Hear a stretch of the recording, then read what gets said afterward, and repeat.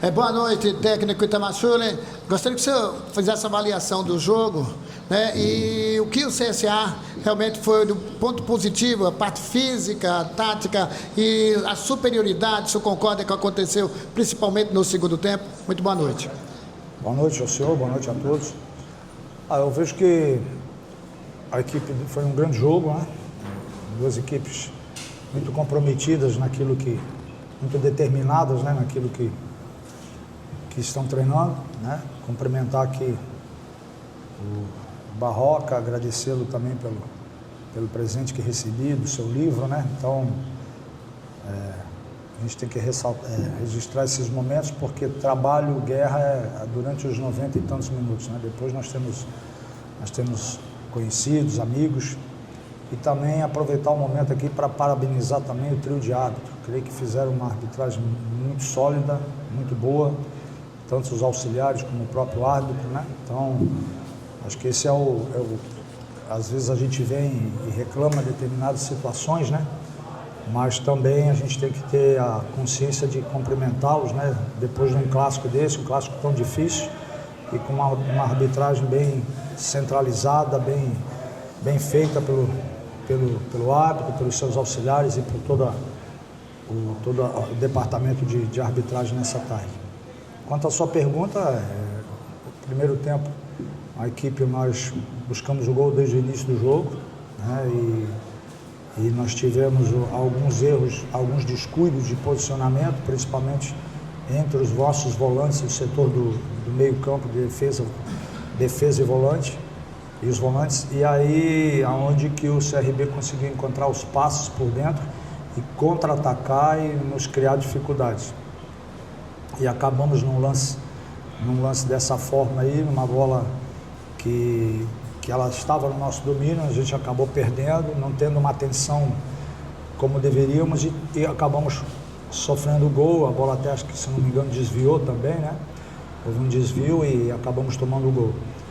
Mas o fator principal para o CSA ir em busca do empate, ir em busca da vitória, foi a dedicação de cada atleta, o acreditar naquilo que a gente passa para eles. Então eles acreditam e realizam, e a entrega, né, que a gente nunca deixa de acreditar. Então foi o primeiro momento na competição que o CSA sai atrás. Então você tem que ter o quê? Equilíbrio, maturidade e não perder o senso daquilo que é necessário fazer. E isso foi o que os atletas demonstraram. Ao buscar o empate, ao buscar a vitória, criamos outras oportunidades onde poderíamos ter feito outros gols.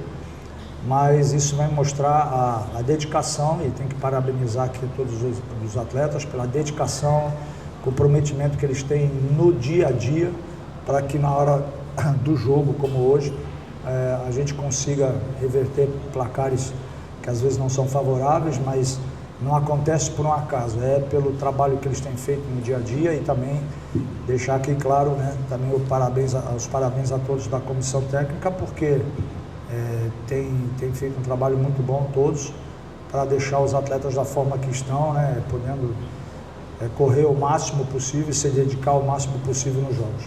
Itamar, boa noite. Em relação a algumas coisas que você citou, essa situação do time do CRB ter tido essa superioridade em alguns momentos na triangulação por dentro, o correr para trás do CSA, que em alguns momentos também deu espaço para os contra-ataques da equipe do CRB, e por ter sido o primeiro jogo que o CSA de fato foi atacado em contundência. Os outros jogos o CSA não teve tantos momentos defensivos quanto teve que trabalhar hoje. Te preocupou ter esse buraco no meio de campo na triangulação do CRB, esse correr para trás, que perdeu algumas vezes a corrida para os atacantes do CRB, porque foi a primeira vez que você também pôde visualizar alguns comportamentos defensivos da sua equipe. Então a minha pergunta é essa: se esses pontos negativos que você citou te preocuparam por ser esse teste acima da média que o CSA teve no início de temporada? Não, preocupar não, porque nós tivemos outros jogos também com dificuldades extremas também. A gente só não teve talvez dificuldades maiores porque a gente sempre esteve bem organizado, bem postado dentro de campo, né? E hoje a gente pega uma equipe, como eu disse, como você mesmo disse, uma equipe de Série B de brasileiro que briga para subir para uma Série A, e a nossa equipe teve alguns momentos de instabilidade, mas logo corrigiu. E também quero crer que foi dos jogos que nós tivemos uma maior contundência de fazer gols, oportunidade de transformar, fazermos gols, também em frente a essa mesma equipe com qualidade, com capacidade, como é a equipe do CRB. Então nós tivemos essa oportunidade de fazer gols, criamos oportunidades também pela aplicação de cada atleta, pelo trabalho de conjunto da equipe, né?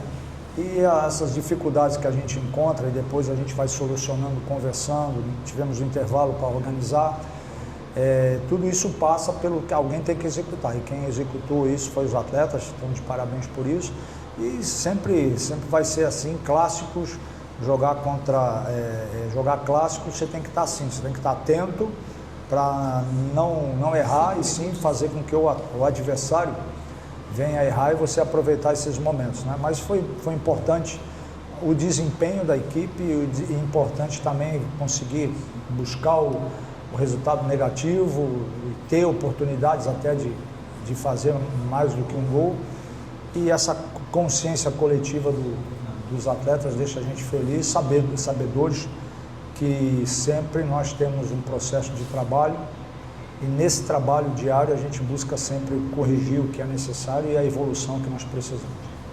Professor Itamar, boa noite. Boa noite.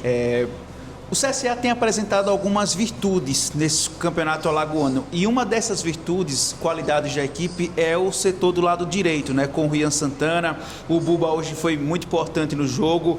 E você conversava muito com o Rian Santana no primeiro tempo, né? Chamou ele, passou algumas instruções. Esse lado direito, de fato, está se concretizando como ponto mais forte do time do CSA pelos lados do campo, já que o Kaique segura um pouco mais da marcação. Você entende que esse é o lado que você vai explorar muito mais ainda nos próximos jogos? Boa noite.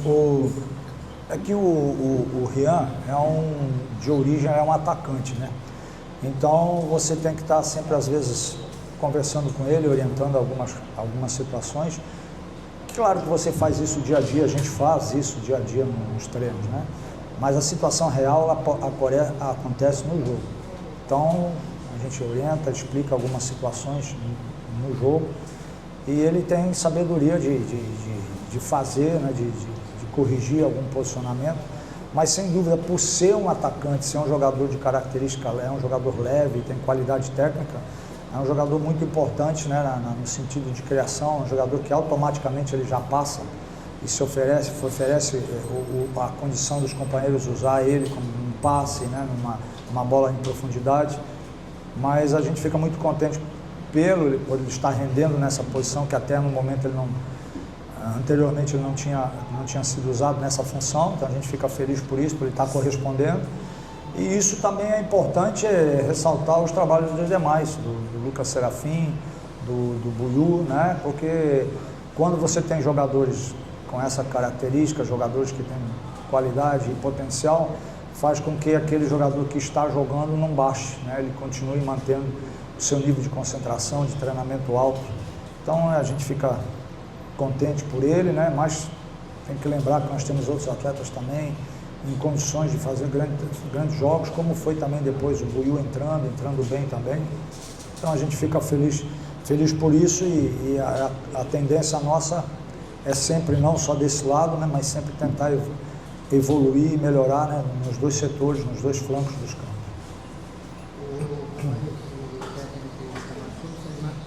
Boa noite, professor Itamar. Gabriel Azevedo, da Agora Esporte. Você citou esse certo desajuste ali, principalmente no primeiro tempo, no setor de meio campo, de volante.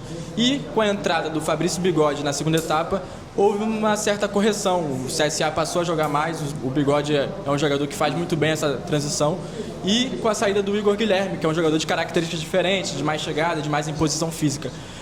Eu queria que você comentasse sobre a entrada do Fabrício Bigode, sobre a partida que fez o Igor Guilherme e se isso é uma tendência, talvez, para as próximas partidas do Fabrício Bigode sendo mais importante, mais ativo nesse time do CSA. Boa noite. É que são características de atletas diferentes, né? O Igor Guilherme é um jogador com qualidade técnica e imposição física, né? Um jogador que também vem bastante desgastado com a sequência de jogos, né?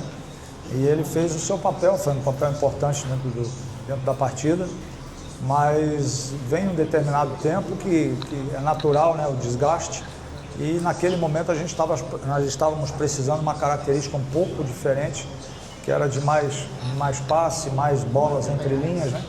E quem tem essa característica estava descansado para fazer isso, era o Fabrício Bigode, e ele também tem ele tem tanto a marcação, mas também tem esse poder de fazer essa bola entre linhas, de usar o espaço.